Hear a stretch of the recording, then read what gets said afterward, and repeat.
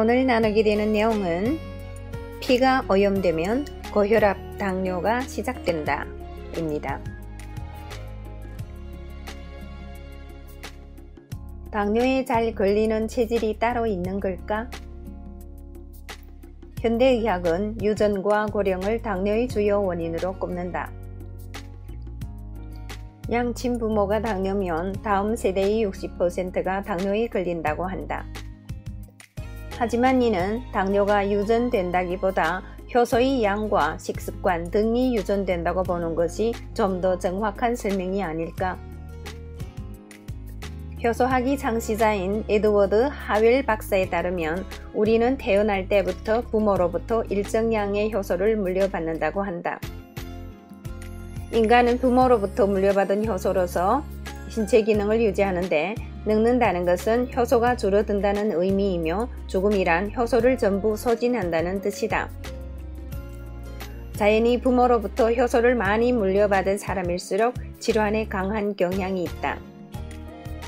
이런 점에 있어 부모는 될 수 있는 대로 아이에게 많은 양의 효소를 물려주어야 한다.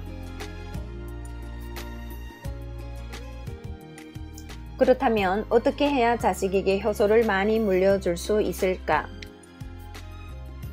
당연히 자신이 효소를 많이 가지고 있어야 한다.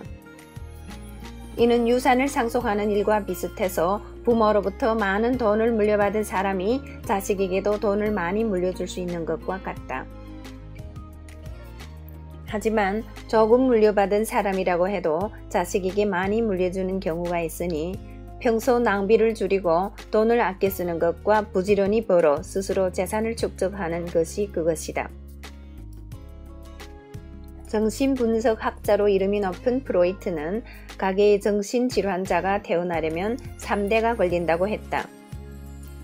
당사자만 불안정한 생활을 해서는 여간해서 정신질환에 걸리기 힘들고 윗대에서 쌓은 불안증이 있어야 가능하다는 것이다.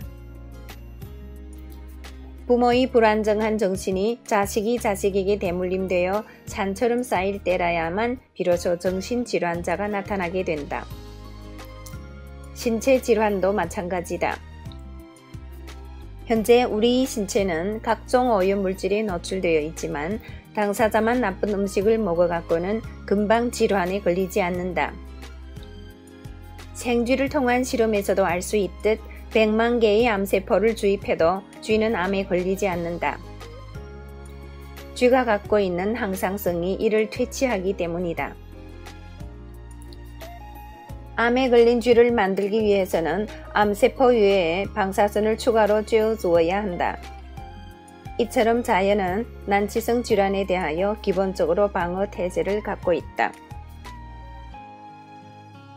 반면 본인도 효소를 낭비하는 데다 부모로부터 받은 효소도 적을 경우에는 인체 자생력이 기하급수적으로 떨어지게 된다. 그 결과 질환이 걸리는 것이다. 슬픈 이야기는 여기서 그치지 않는다. 여기에서 한 발 더 나아가 효소의 낭비가 극에 달할 경우 마지막에 가서는 선천성 질환을 가진 아이가 나타나게 된다. 무섭고도 슬픈 이야기가 아닌가. 나의 잘못된 식생활이 자식과 후손의 건강을 망가뜨린다니. 그렇다면 어떻게 해야 자식에게 좋은 피를 물려줄 수 있을 것인가? 답은 인체 정화밖에 없다. 인체에 쌓인 노폐물을 제거하면 효소의 낭비를 줄여 몸의 활력과 건강을 되찾을 수 있다. 또한 식품을 통해 효소를 충분히 섭취하여 보유 효소량을 늘리게 되면 아이에게 더욱 많은 양의 효소를 물려줄 수 있을 것이다.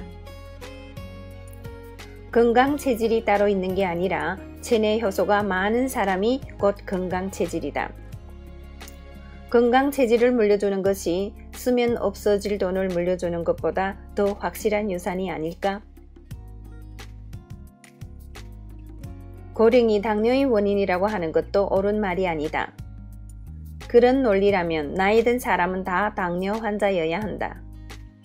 하지만 평생 당뇨에 걸리지 않고 건강하게 사는 사람도 많다.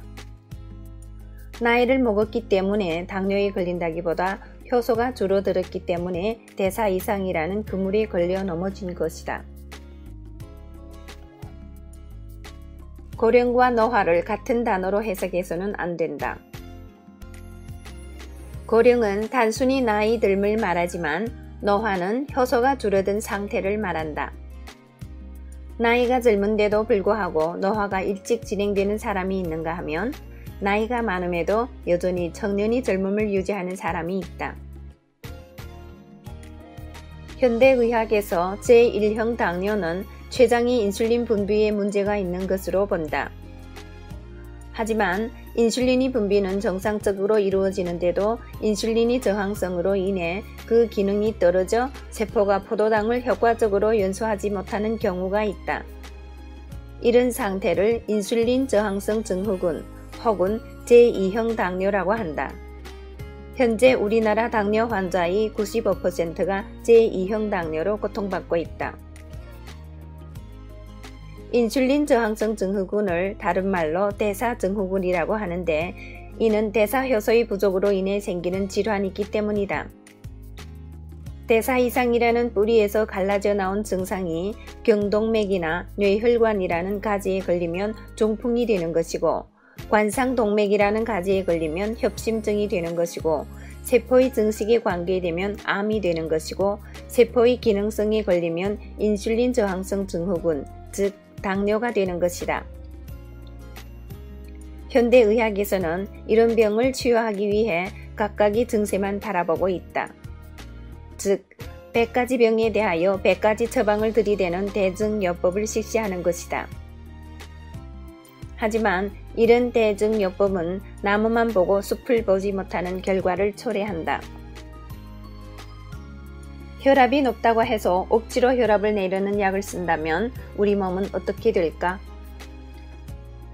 고혈압이란 오염된 혈액 때문에 몸 구석구석 피가 전해지지 않는 상황을 치유하기 위해 내 몸이 스스로 혈관의 압력을 높인 것이다. 펌프질을 세게 해야 발바닥까지 피가 갈 것이 아닌가? 이를 인체의 정상화 작용 또는 항상성이라고 한다. 이런 자연스러운 작용을 약을 사용해 억지로 무너뜨린다면 손끝, 발끝까지 혈액이 도달하지 못하게 될 것이다. 그렇게 되면 발끝까지 혈액을 도달시키기 위한 또 다른 약을 처방해야 할 것이며 약이 과다 복용으로 인해 위장이 망가지는 것을 보호하기 위해 또다시 약이 추가될 것이다. 이처럼 현대의학에서는 인체의 자연 치유력에 대해 거의 참고하지 않기 때문에 병 하나에 대하여 한 주먹의 약을 처방하고 있다. 한 주먹의 약을 먹은 사람은 그 부작용으로 구토를 하게 되고 눈이 괭해지며 머리카락이 빠지고 뺨이 훌쭉해지며 눈의 총기가 사라지게 된다. 눈에는 눈, 이에는 이라는 1차원적인 진단이 우리 신체를 걷잡을 수 없을 정도로 망가뜨리는 것이다.